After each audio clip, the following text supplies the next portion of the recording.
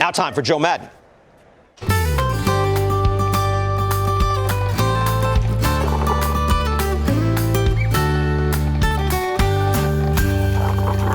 Yeah, we kept a little Cup of Joe animation there as we were planning to do an MLB Now today. So a little MLB Now feel here to our pregame. Joe, it's Brian Kenny. How are you?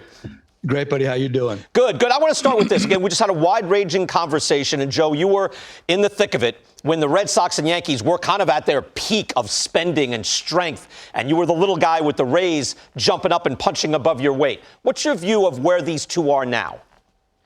Well, back then, there really wasn't any holes in those teams. I mean, they had everything. Offensively, they were very hard to get out because they had power, plus they had hitters that never went outside of the strike zone. You had to get them out within the strike zone. So they had a very specific method of attracting their offense, and they were very good at it. And, of course, pitching-wise, they were very good there, too. The money they spent, the players they attracted, they were really tough. I don't know that they may be trying to work from the same formulas now as they did in the past, but the group itself isn't as formidable. When you look at the lineups, I look at the lineups before the game, you look at the 9 guys for the Yankees or the 9 guys with the Red Sox, hardly what it looked like in 2006, 7, 8, et cetera. I know they're trying to get back to that particular level, but it's just not the same level of player. With the Yankees this year, a lot of older guys gotten hurt. And I think Boston with Heim, he was trying to achieve a greater balance. But they're not as intimidating as they had been, quite frankly. All right. Again, we got the Red Sox and Yankees. So it's always fascinating behind the scenes, no matter where they are. And they'll go at it again this afternoon. They'll play 2. We'll see the first one live here on MLB Network. This was big news over the weekend, Joe, and I want your manager's view on this. George Kirby of the Mariners pitched 6 solid innings, came out for the 7th, got lit up a little bit, ended up losing the game. And very honest, at the very least, in his comments. After the game, he's been ripped for it. I want people to listen to it for themselves. I wish I wasn't out there for the 7th, to be honest. So I was at 90 pitches, and I didn't think I needed to go anymore, but it is what it is. So is that a conversation in the dugout, or is it? It'll be a conversation soon. He would later apologize for those comments. And, Joe, it's a bad look, right? It sounds terribly. Yeah. He's been savaged for it. I don't know. I saw a lot of honesty there. I know there's a better way of handling it. But we've trained these guys to go about 90 pitches, finish to the finish line, and then get out. Your thoughts on his thoughts, having been trained as a modern pitcher? Well, first of all, honesty, maybe. But had he gone out there and gone through that next inning easily, we would not have heard that kind of explanation. For me, the biggest thing there is that the communication in between innings, and that would be the pitching coach. Always, I would send the pitching coach down to speak with him in that juncture of the game. I might like what he looks like, right? I think he's okay.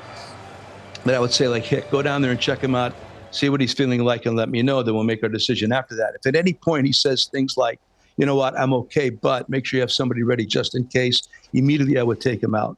Furthermore, like you insinuated there, the idea that I was at 90-plus pitches and I should have been taken out of the game, that's just the training. That's how we've been training these guys to think.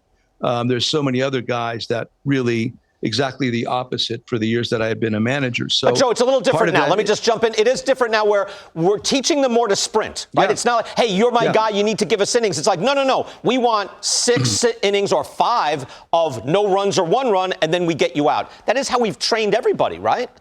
Yeah, but yes, that's where it's at right now. I agree with that. But Kirby's not the kind of a guy to me that should be trained to be a 5 or 6 inning pitcher. This guy can pitch.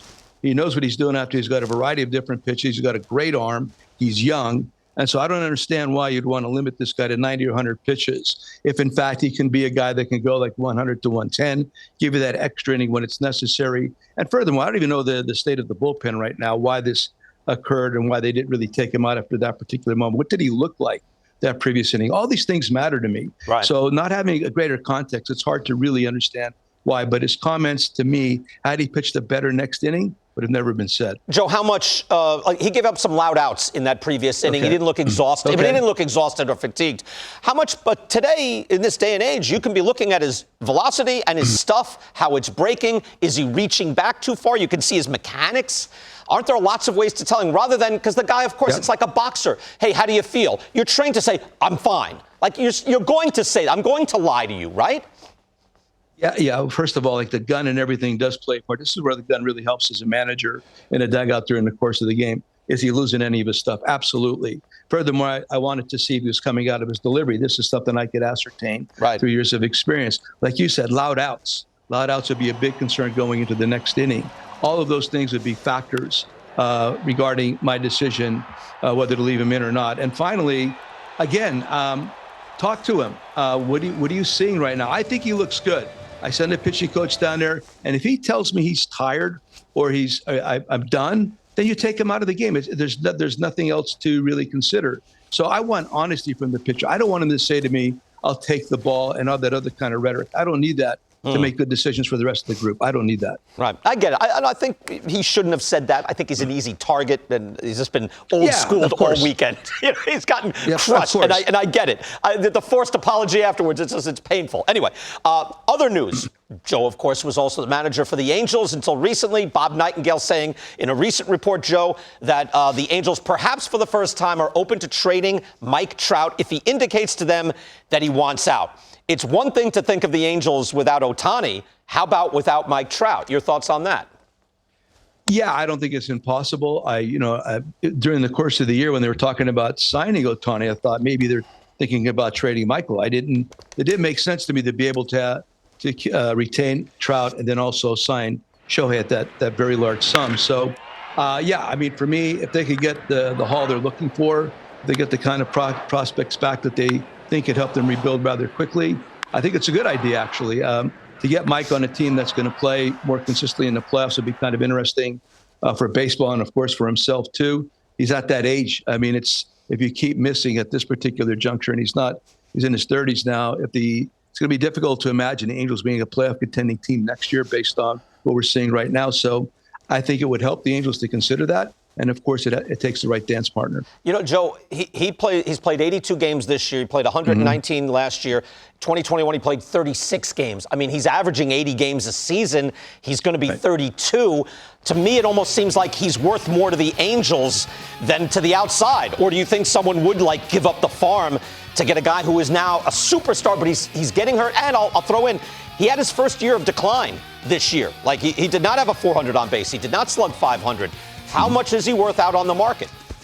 Maybe not the farm, but maybe a couple barn animals or something. Somebody's going to give up something in return for him. There's value there. There's no question.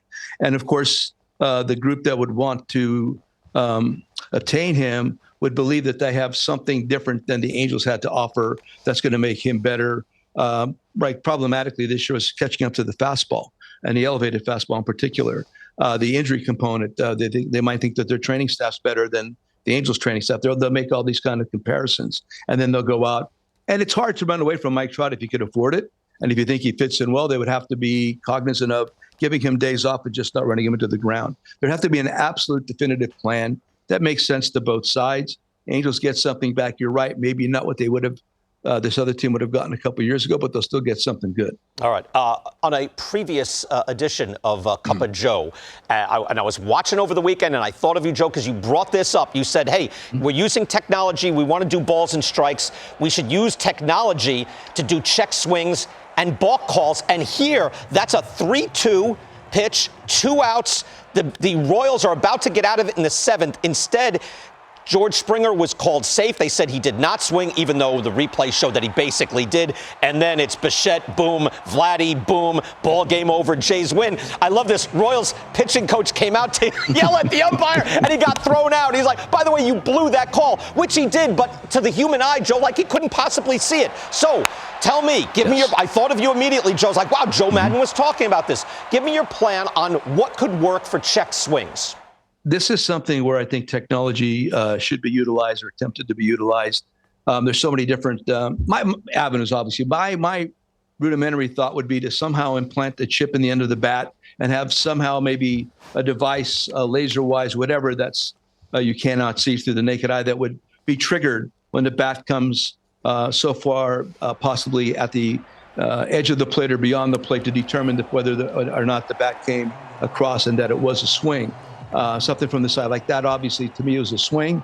And the other thing is he's using a black bat. The black bat is hard to see on an angle down the lines, and you're in the minor leagues or a ballpark that's not lit very well, like say Wrigley, that's only backlit. It's really hard to see that kind of stuff down each line. So I'd like to see more time spent there to get that call right, because that might have got me ejected more than any particular call among umpires. The other one would be the balk call, especially with the stealing rules, or the way the guys are running more often now, the base stealing. Because now, if that's the case, I'm going to teach a really good balk move in spring training. I'm really going to try to get that across to some of my particularly right-handed pitchers. The big thing that bothers me is when they break their left knee, their front knee, they break it as though they're going to pitch to the plate, and all of a sudden they come quickly to first. Not every umpire picks up on that. Very few do, actually. So for me, I would be more aware of that. How do we homogenize this balk rule, and how are we going to implement it? And then the other part would be the check swing. I think would really benefit us in the long haul. Yeah, I know. It's funny when you're just thinking about it on your own. You're thinking, how big of a deal is it? And then you're watching there, 3-2, 2 outs. Jays get a win as a result. And to the human eye, you just can't see it.